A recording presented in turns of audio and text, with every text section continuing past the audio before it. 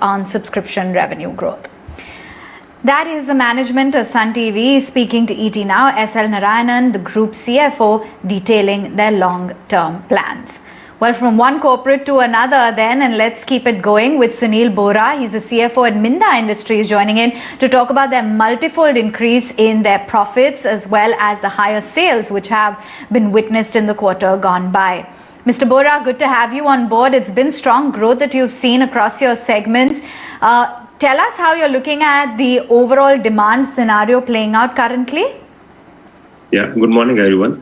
So as we know that currently we are all impacted by the pandemic, and we have seen the last cycle when we had the wave one. Post the unlock phase, we have seen a significant growth in our numbers. And in fact, we all know that the October numbers were the peak for some of the OEMs. So in last 1 year, if you exclude the first quarter, I think 9 months have been really good. I don't think we have any reason to complain. There has been very good demand.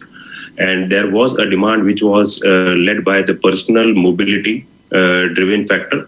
And we do expect that part of the demand to accentuate even further. So once we start this unlock phase, which has already been resumed, we are seeing a gradual sort of a ramp up in our volumes. But as we all know, it's a little tricky to comment about how does things pan out. If there is no third wave, definitely we are looking for a very, very good next 10-12 months. But it all hinges on whether we have third wave or not. But whatever it be, I think the need for the personal mobility will stay. And also we all know that the auto sector per se for last 2 to 3 years from the fag end of 2018 has been witnessing challenges in terms of lower volumes, be it the BS6 transition or be it the buzz about EV, be it the rising cost of the vehicles. So overall, we are pretty optimistic, and the way the country is going about in terms of vaccination, the lower numbers we are seeing, we're pretty hopeful that the country might see a gradual unlock. And we are hopeful that the demand should sustain from Q2 onwards.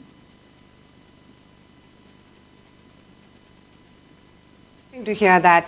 Sunil, so your margins have improved to about 13.5% now. What numbers are you looking for or working with for the full year in terms of margins, and how much growth should one expect in your top line number as well, if you could just give us a broad sense at least? Yeah.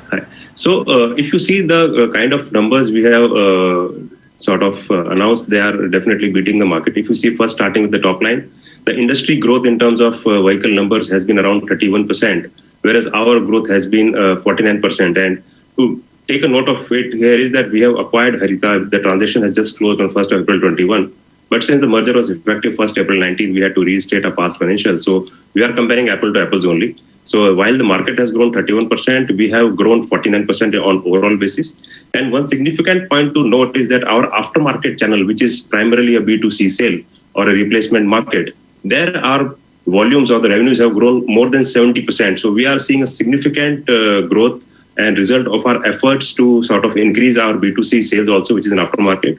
So we do expect this momentum to continue. Now moving to the next year, when you are talking of the growth, we are currently in process of commissioning our two-wheeler alloy wheel plant, which will give a peak sales revenue of almost like 400 to 500 crores.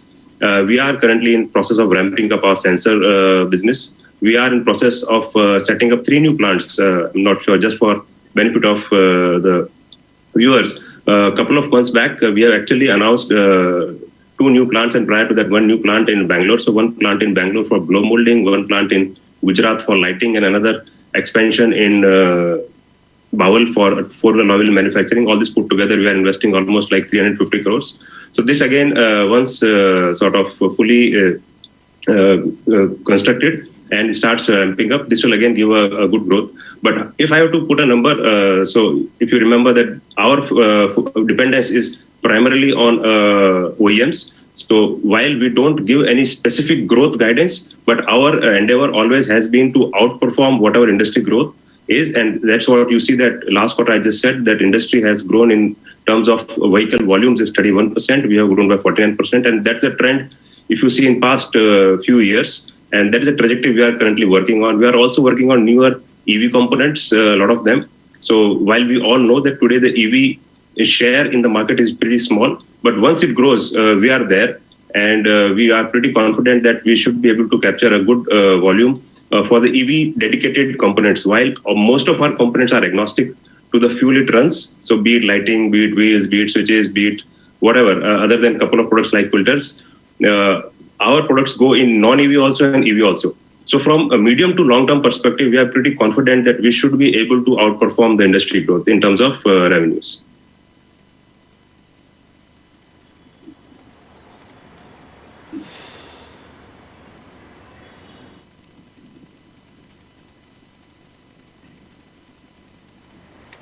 Right. Okay. Understood that. Also, Sunil, wanted to understand the fact that you've, raised about 7,000 crore rupees, or the board has at least approved the fundraising of a sizable quantum like this. How is it that you plan to utilize the funds? So let me correct here. It is actually 700 crores. So normally what we do is we have our annual approval from the shareholders there. So in case the business needs, in case there is any opportunity, we can capitalize on that opportunity. So as of now, what we speak, like last year also, we took approval from shareholders for 700 crores, which is expiring on 20th of June. So we always try and have an in-principle approval from shareholders in place so that in case the business needs, we don't fall short of approvals. And that is primarily for enabling approval. As of today, there is no plan for any specific fundraising.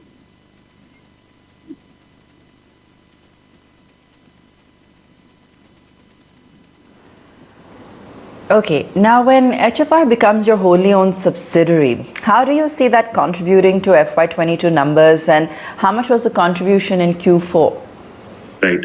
So HFRL, we all know, has been a joint venture with our partner Ferrer from Europe, and they have shown their intention to sort of encash their share. So the board has approved to acquire at 115 crores. If you see the valuation part from FY20 profitability, while their top line is almost like 400 odd crores, if you see on the PAT valuation, it's a very good valuation, attractive valuation of 10 multiple. So it will be a value accretive for the Minda shareholders. And once this transaction gets closed, it will be 100% subsidiary of MIL. Even today, it is 51% subsidiary. So from that perspective, management already has a full control. So operating-wise, we already have a lot of flexibility. And maybe in future, like we have done in past, we have merged 4 subsidiaries. In future, maybe there may be an opportunity when there are maybe 1 or 2 more. We will reevaluate if we should be merging Haritha Ferrer as well. But as of now, there are no plans, and it will remain 100% subsidiary of Minda Industries.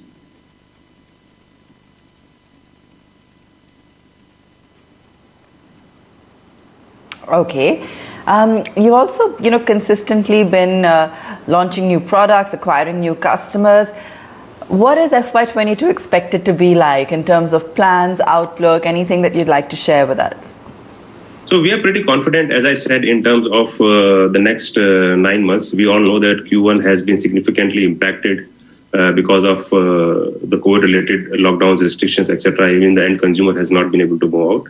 So we are pretty optimistic that considering that few of the products which we are currently in the process of putting together, we just spoke about alloy wheel, etc., that we do expect it to ramp up. We are currently working on a lot of EV components, some of which are already under production, some of which are already under development, and some of which under our incubation. So as I said, that EV aspect, once it grows, it also will provide a significant bump up. And in terms of the absolute growth, we are seeing a lot of growth in premiumization-led demand, be it the LED lighting, or be it the alloy wheels, or be it the electromechanical to electronic horns, etc. So there is a premiumization-led demand. Also, as I spoke a little while back, in terms of aftermarket channel, we have been consistently growing our aftermarket channel significantly. While we have grown around 70% last year with a low base of around 135 crores to 225 crore.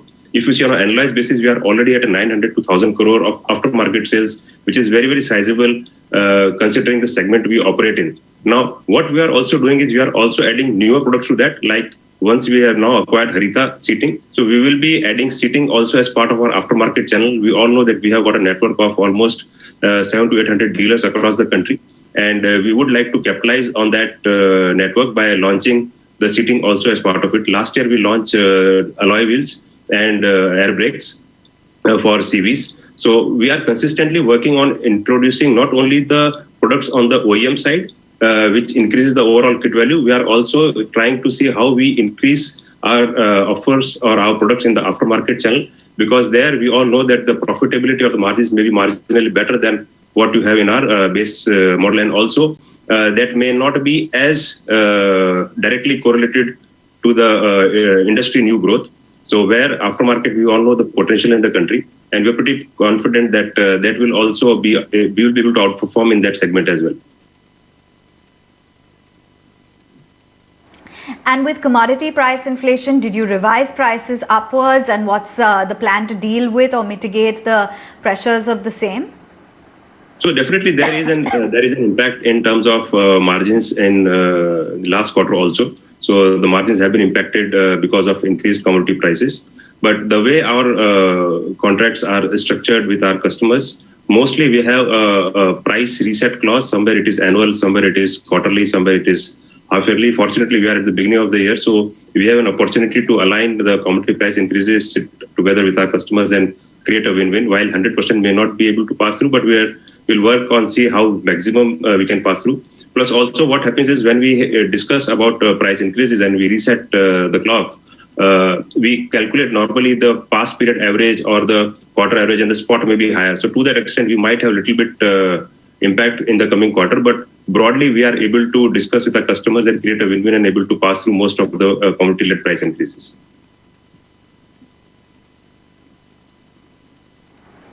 Appreciate your time. Thanks much for sharing with us the outlook on the company, your financials, as well as capacity and the impact of raw materials. That's Sunil Bora of Minda Industries. Let's take a very short break. We're down 222 points on the Sensex, 52,255. The broader markets are seeing deeper gashes, down 1% plus. Be right back.